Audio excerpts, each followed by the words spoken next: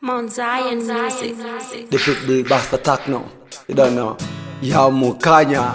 Kipiti puru. Bulino. Naido kuta bondi. My wife, you know. Timani. My girlfriend. Hey, anai Timani. Ndine mufunzo wani.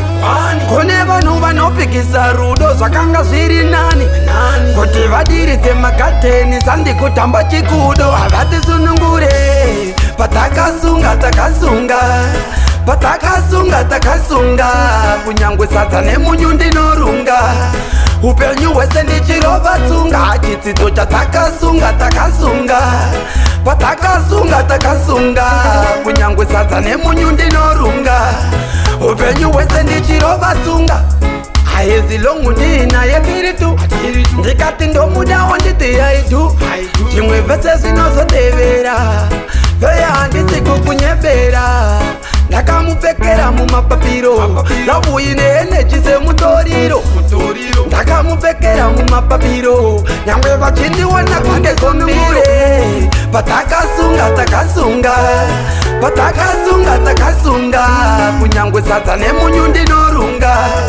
Upenyu wese ndichirova tsunga. Chitsidzo chatakasunga takasunga. Patakasunga takasunga. Kunyangwe sadza nemunyu ndinorunga. Upenyu wese ndichirova tsunga. Ndidzidziseka sitepuke pamuchato. Haikona vanopikisa bato. Ndidzidziseka sitepuke pamuchato. Takurara toisa munamato. Havariko vanopikisa nyama nomweya. Mweya yemadzinza yakatiteya. Ukavaona uvatiya ndinakeya. Kana newe futi ya unakeya baby. Patakasunga takasunga. Patakasunga takasunga. Kunyangwe sadza nemunyu ndinorunga. Upenyu wese ndichirova tsunga. Chitsidzo chatakasunga takasunga. Patakasunga takasunga. Kunyangwe sadza nemunyu ndinorunga. Upenyu wese ndichirova tsunga. Haezi longu ndina yepiritu. Ndikati ndomudawo nditi yaidu.